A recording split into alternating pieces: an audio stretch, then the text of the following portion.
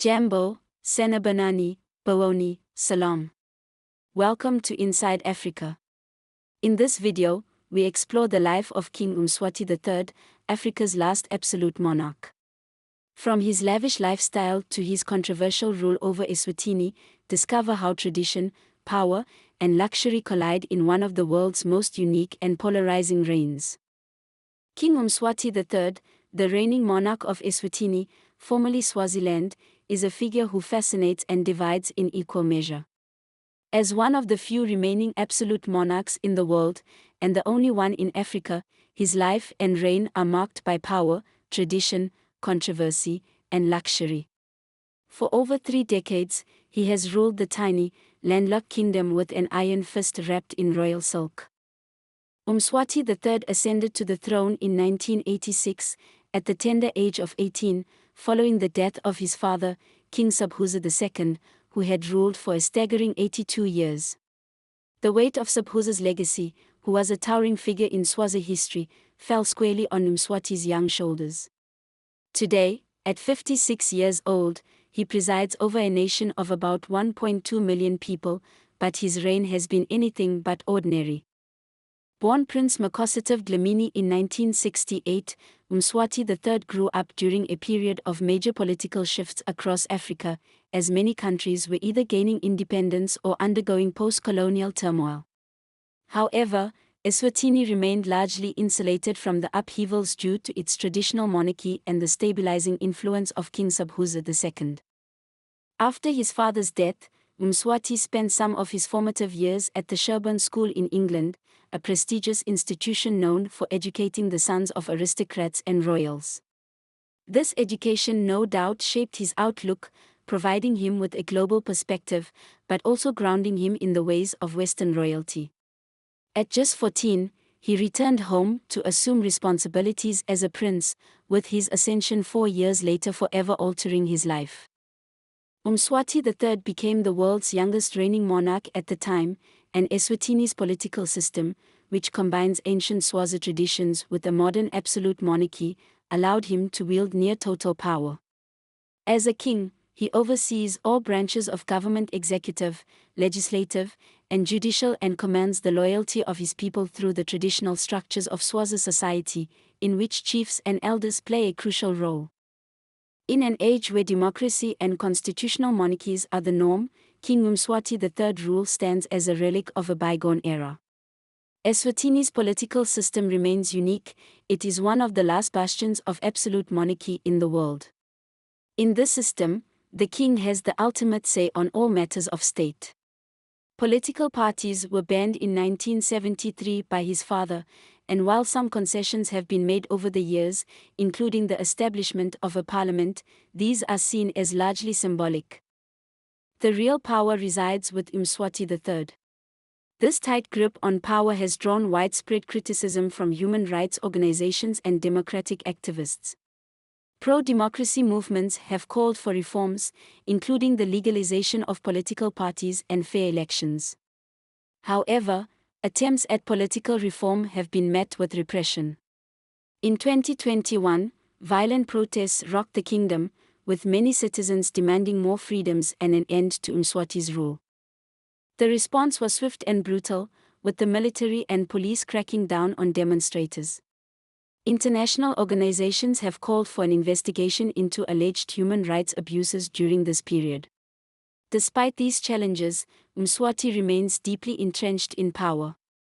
His reign is supported by a strong traditionalist faction within the country, which sees him as the protector of Swazi culture and values.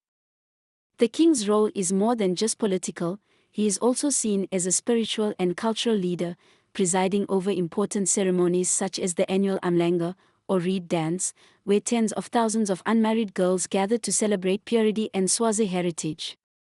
Mswati III's lavish lifestyle is one of the most talked about aspects of his reign. His personal wealth, estimated to be in the hundreds of millions, stands in stark contrast to the poverty experienced by many of his citizens. While around 60% of the population lives below the poverty line, the king's opulent spending habits have become a focal point for criticism. One of the most controversial elements of his lifestyle is the acquisition of luxury cars and private jets.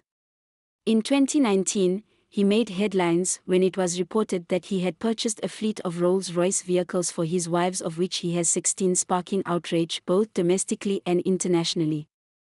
Critics argue that such extravagant spending is inappropriate in a country where basic services, such as healthcare and education, are often underfunded. Adding to the intrigue surrounding Mswati's wealth is his large family. The king's 16 wives and 36 children live in palatial compounds, and each wife is provided with her own royal residence, complete with staff. This polygamous aspect of his life is a continuation of Swazi tradition, but it also adds to the complexity of his image on the world stage. While some see him as a guardian of culture, others view his lifestyle as an affront to the economic struggles of ordinary Mswati. The country has one of the world's highest rates of HIV infection, with over a quarter of adults living with the virus.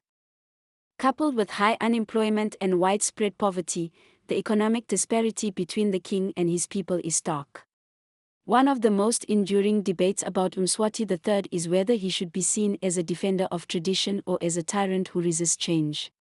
Supporters argue that Eswatini's monarchy is a unique and integral part of its identity, one that cannot be easily replaced by Western-style democracy. They claim that Mswati's rule has maintained stability in the country, unlike many of its neighbors that have been plagued by coups and political unrest. Additionally, his role in upholding Swazi customs, such as the Inkwala ceremony and the reed dance, helps preserve a cultural heritage that might otherwise be lost in an increasingly globalized world. Mswati himself has frequently stated that his governance style is in line with Swazi tradition and that he is merely fulfilling his duties as prescribed by Swazi law. However, critics point out that tradition should not be used as an excuse for autocracy. The lack of political freedoms, coupled with an economy struggling under the weight of poor governance, has led many to question whether the monarchy in its current form is sustainable. International pressure has mounted for Mswati to introduce political reforms and improve the country's human rights record, but the king has so far remained resistant to these calls. As King Mswati III enters his 38th year on the throne, Eswatini faces significant challenges. The question of how long absolute monarchy can endure in an era defined by democratic governance is more pertinent than ever. The protests in 2021 demonstrated that a growing number of Mswati are eager for change, and the king will need to navigate these demands carefully. For now, King Mswati III remains an enigma, an absolute monarch in a modern world, revered by some and reviled by others.